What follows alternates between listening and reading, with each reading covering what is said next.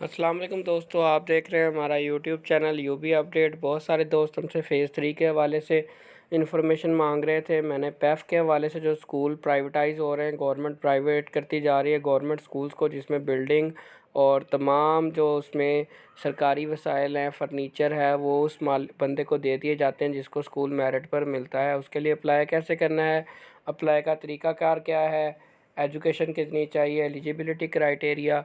बहुत सारे दोस्तों के कमेंट्स आ रहे थे मुझे कि आप हमें बताएं कि एजुकेशन कितनी चाहिए, एक्सपीरियंस कितना चाहिए। इस हवाले से मैं आज की वीडियो आपके साथ फ़ेज़ 3 आने वाला है, जो कि अभी आया नहीं है।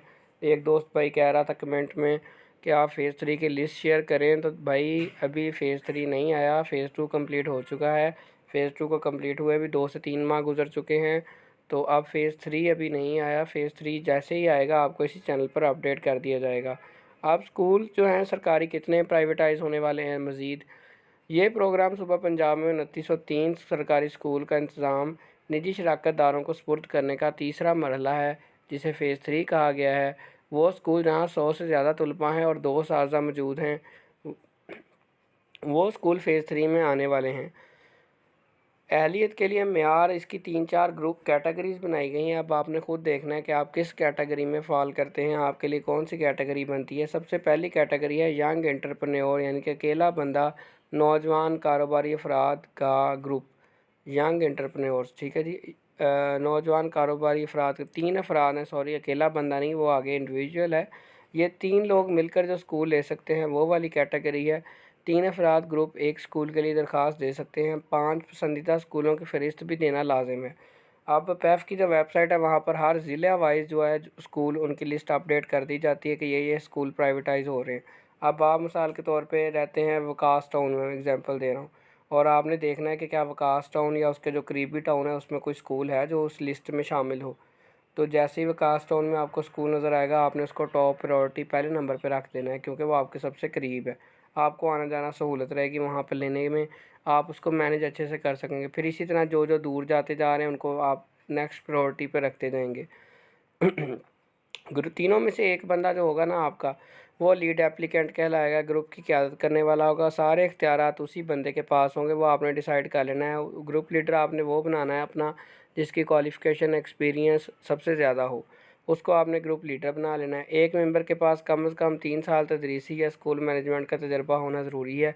ये भी लीड एप्लीकेंट के लिए है कि 3 साल का एक्सपीरियंस सर्टिफिकेट उसके पास ओरिजिनल जो है वो मौजूद होना चाहिए अप्लाई करते वक्त। वो जब इंटरव्यू होता है, मेरिट बनता है, डॉक्यूमेंट्स चेक होते हैं, तब वहाँ पर इश्यूज़ बन जाते हैं। 3 साल का एक्सपीरियंस मस्ट है। हर मेंबर का अगर 3 साल का ऐड होता जाएगा तो वो फ़ायदा है, लेकिन कम से कम लीड एप्लीकेंट का होना मस्ट है। बाकी 2 का अगर है तो आपका मेरिट अच्छा बन जाएगा, अगर नहीं है तो मसला नहीं है। तलीमी काबिलियत, एक अरकान कम अज़ कम 16 साल तलीम, जो लीड एप्लीकेंट है वो 16 साल का रखना है आपने। दीगर 2 मेंबरान है 14 साल तलीम भी चल जाएगी, लेकिन कोशिश करें वो भी आप 16 साल एजुकेशन वाले ही मेंबर्स अपने साथ मिलाएँ। खुसूसन एक को फ़ितरी साइंसेज़ या आईटी कंप्यूटर साइंस में ग्रेजुएट होना ज़रूरी है। एक बंदा आपने कंप्यूटर वाला अपने साथ लाजमी मिलाना है, ताकि जब कंप्यूटर का काम स्कूल में आए तो आपको दिक्कत ना हो। तमाम मेंबरान की ज़्यादा से ज़्यादा उम्र 40 साल होनी चाहिए। दरख्वास्त के जमा होने की आखिरी तारीख को बुनियाद बनाकर, आखिरी तारीख के हिसाब से 40 साल से अबव कोई मेंबर नहीं होना चाहिए। और एक और बात जो दोस्त पूछ रहे थे कि एक मेंबर आप बने हैं तो क्या आप अलग से भी अप्लाई कर सकते हैं, तो ऐसा नहीं हो सकता। अगर आप एक जगह मेंबर है तो दूसरा स्कूल आप अलग से नहीं ले सकते, क्योंकि जब आप लॉगिन करते हैं, साइन अप करते हैं, डाटा एंटर करते हैं ऑनलाइन, तो वहाँ आपका CNIC नंबर एंटर होता है, तो फिर वो ऑलरेडी एग्जिस्ट वाला ऑप्शन आने लग जाता है, तो आप नहीं अप्लाई कर सकते। दीगर डॉक्यूमेंट्स में क्या क्या चीज़ें आ जाती हैं जो आपने जमा करवानी होती हैं। पुलिस करैक्टर सर्टिफिकेट है, ये बन जाता है। पुलिस करैक्टर सर्टिफिकेट आपने अपने एरिया में जहाँ भी आपका कोई खिदमत सेंटर है वहाँ से आपने पुलिस करैक्टर सर्टिफिकेट बनवा लेना है। फ़ौजदारी या स्याह फहरिस्त में शामिल अफराद मुस्तस्ना हैं, यानी कि जो लोग ब्लैक लिस्ट हैं या कोई किसी FIR वगैरह में नामजद हैं, वो नहीं अप्लाई कर सकते। सरकारी मुलाजमीन भी दरख्वास्त नहीं दे सकते जो इस टाइम गवर्नमेंट में जॉब कर रहे हैं। दस्तावेज़ जाली या मनगढ़ंत साबित होने पर कानूनी कार्रवाई होगी और दरख्वास्त मुस्तरद होगी। दरख्वास्त की जो दोस्तों एप्लीकेशन फ़ीस है, वो जो पहले 2 फ़ेज़ थे उनमें 10,000 रुपया थी, जो कि नाकाबिले वापसी थी। 10,000 रुपया आपने पे करना है, तीनों ने मिलकर नहीं करना, एक ही एप्लीकेशन कंसिडर होगी। 10,000 आप 3 मेंबर्स ने मिलकर पे करना है। انفرادی میں بھی آپ نے 10,000 پے کرنا ہے۔ اس کی کم از کم تعلیم 16 سال ہونا ضروری ہے۔ 5 سال کا پوسٹ کوالیفیکیشن تجربہ، پوسٹ کوالیفیکیشن سے مراد ہے ایجوکیشن کمپلیٹ ہونے کے بعد والا ایکسپیرینس کاؤنٹ ہوگا۔ مثال کے طور پہ آپ نے 2016 میں ڈگری کمپلیٹ کی ہے تو اس کے بعد والے 5 سال کا تجربہ کاؤنٹ ہوگا۔ اس سے پہلے اگر آپ پڑھاتے بھی رہیں تو وہ آپ کا کاؤنٹ نہیں کیا جائے گا۔ زیادہ سے زیادہ عمر 65 سال ہے، اس سے اوپر والے اپلائی نہیں کر سکتے۔ دیگر تقاضوں میں اسی طرح جیسے گروپ میں تھا، پولیس کریکٹر سرٹیفکیٹ ضروری ہے، سیاہ فہرست یا سزا یافتہ بندہ نہیں ہونا چاہیے، سرکاری ملازم نہیں ہونا چاہیے۔ جعلی دستاویز کی صورت میں آپ کی اپلیکیشن ریجیکٹ ہو جائے گی۔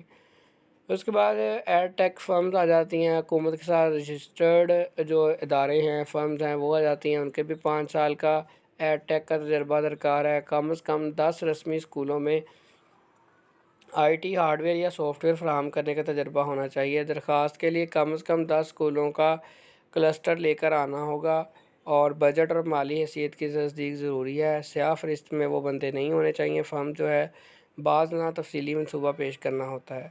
اس کے بعد ایجوکیشنل چینز آ جاتی ہیں۔ ایک کیٹیگری یہ ہے، اس کیٹیگری کے اندر جن کے پاس پہلے سے ایجوکیشن کا کوئی تجربہ ہے، ایجوکیشنل چینج چلا رہے ہیں، وہ جیسے سکولز وغیرہ ادارے رقم ہو گیا یا بیکن ہاؤس ہو گیا یا اس طرح کے جو ادارے ہیں، الفلاح ہو گیا، اور بھی کئی ادارے ہیں جو کہ مختلف شہروں میں آلریڈی ایجوکیشن سے ریلیٹڈ ہیں اور اپنی تجربہ سے لوگوں کو سرو کر رہے ہیں ایجوکیشن، وہ اپلائی کر سکتے ہیں۔ حکومت کے ساتھ رجسٹرڈ ہونا ضروری ہے۔ اس کا سب سے پہلے تو رجسٹرڈ ادارہ ہو، رجسٹرڈ اسکول ہو، رجسٹرڈ چین سے تعلق رکھتا ہو۔